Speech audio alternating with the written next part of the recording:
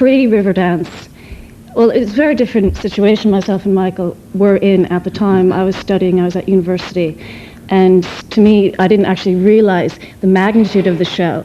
So I was actually worrying, coming home from rehearsal and opening up books and studying and trying to think of my finals, which were about 2 weeks after the big show.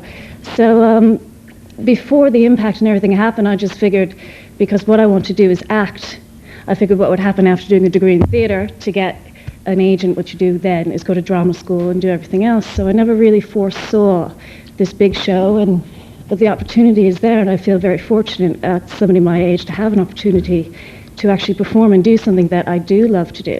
Yeah. With people, with a very good team, I think. And something which relatively few people can do. Lots of actresses, not many people can dance like you, Jean. Well, not an awful lot. What about you, Michael? What difference did it make in your life? Well, I think it's made a tremendous difference in my life in that I've always wanted to spend more time in Ireland, and I think my heart is here. I'm very close to Ireland. Both my parents are Irish born, and well, I've toured an awful lot and done an awful lot of work with the Chieftains, who really in many ways gave me my start. They're really big stars in the States, and my hat is off to them, because Paddy Maloney always gave me an opportunity to express myself artistically in new and I consider exciting ways. I first did flamenco dancing with them. I first used my arms dancing years and years ago with them, and they were always sort of very, very encouraging in many different ways. So it's changed now that we have had a platform, we have something to say, and we have many people that are encouraging us to go ahead and go farther and do more with it. And it's also given me a beautiful dance partner. Right. And it's transformed Irish dancing, really, because coming back to the sex, Jean, you're a sexy dancer, let's face it. should I say thank you now or later? You can say later sounds more promising, very much more promising. But you have introduced sex into Irish dancing. It was stiff and formal up to then, and sort of, arms stiff down to the side. Come on, comment on that for me. I don't think it's something you can actually teach someone.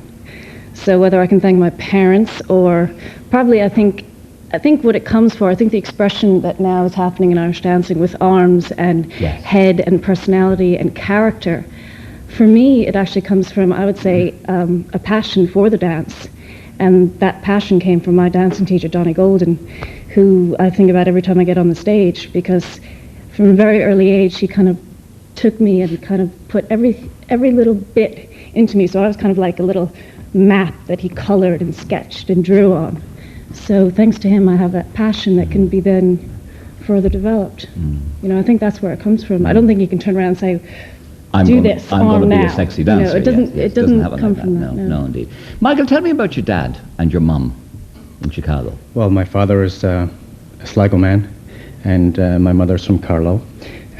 My father's a 6'2", well-developed male, and my mother's a petite redhead, but she's got a fiery temper. But my father always is a very, very hard-working individual and raised us to work very, very hard at anything that we attempt. If you're not going to try to do it properly, and we were trained that we shouldn't bother doing it at all. They gave us tremendous support, and my mother's the same. I can say that I certainly am much more proud of them than they could ever be of me. And they gave us everything we ever wanted. As children, we were a very close family.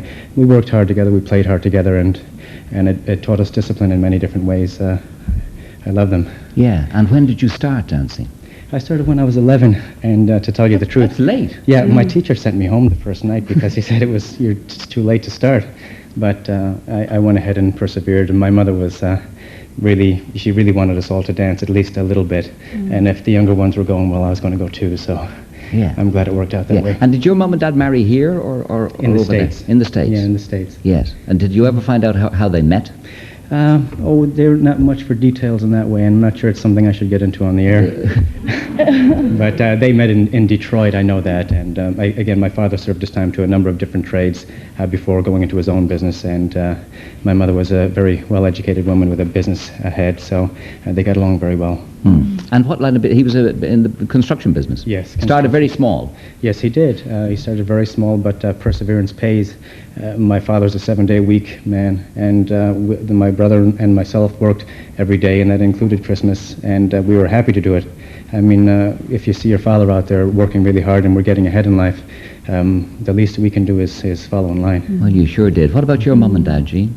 My father is actually the deputy chief of the New York City Fire Department, and the impact of that, you don't actually realize growing up, your father going out and being brave and fighting fires, and basically just comes home with dinner, so you don't really, now I appreciate it.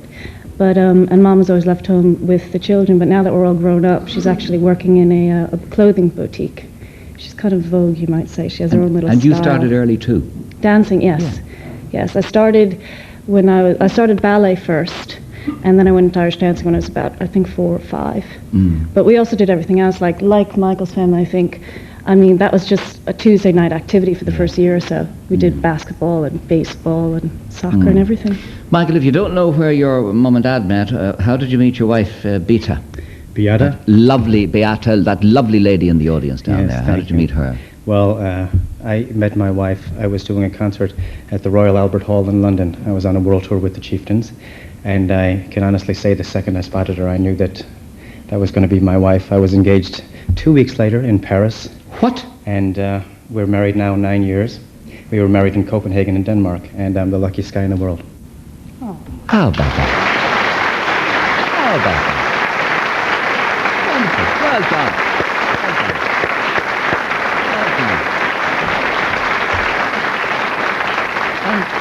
You got engaged in a fortnight, and how long after that did you marry? It was almost 2 years because my wife is from Poland, and because of the bureaucracy, it was nearly impossible to get her to come to the United States. In fact, we married just the two of us alone in Copenhagen in Denmark, January the 6th, 1986, and then we were only at that time able to come to the States. But it's better today than it was then. Tell them, since you mentioned the Chieftains, in case they haven't heard the story, tell them about the story of singing for President Robinson with the Chieftains. Yeah, actually, well, that was something I'll never forget. We were asked to perform at a private function for Mary Robinson, President Mary Robinson, and the Chieftains were the special guests, as they are in many of those high-profile functions. And we were behind a curtain up on stage, and they were receiving a special award, and Mary Robinson was getting an honorary degree, I think. So there were so many Secret Service guys around that are all sort of watching you. You're not supposed to move or blink an eye. You can't say a word, and everybody was kind of quiet. Well, you may not know this, but during the first number of many Chieftains concerts that I have performed at, I'll come running on the stage right in the middle of the number and start dancing. I just come running onto a big leap and then start dancing, and Kevin Kniff plays his drum, and we do a little, like a duet, sort of a duel. Long story short, the curtains opened, the Chieftain started playing, everything was happy, and I came running on the stage and danced my little part, and the audience went crazy, and everything was great. And I came walking off, and this Irish-American guy, big brute, stops me, and he says, Mike, you're the luckiest guy in the world. I said, what do you mean? We all went for our guns. We didn't know you were here. We had no idea who was this guy. We had no idea who was this guy come running on the stage. He's like, we're going to tackle you. Nobody knew. You're lucky you started tap dancing when you did. So I could just see the headlines, tap dancer goes out with a bang. You know?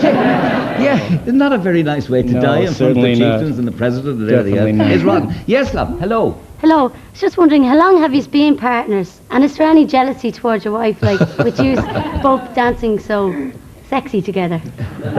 Well, we've been partners. We've been partners since the Eurovision, and we had met each other just a couple of times before that.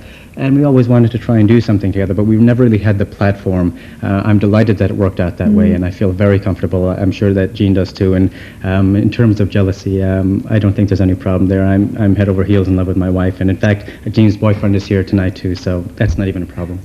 She has a boyfriend? Now, I didn't ask. That's not my fault. Don't blame me for that. There's a couple here. What? Oh, there's a couple of boys. Beg your pardon. But are you suggesting to me that you're going into acting now rather than dancing? Is that what I gather from you? Suggesting? No. My initial, I don't know what I'd like to do eventually. I mean, obviously the life of a dancer is quite short. And because Irish dancing, like all the Irish dancers that compete today, I mean, it's a competitive sport. So at the moment, there aren't many professional Irish dancers. So for somebody that is my age at the time, you don't think about being able to do this as a profession. And what I've always loved to do, obviously, is dance, but also to act, and the very complementary forms. And so I just, again, like to be able to make it professional at this stage is very fortunate. Wonderful.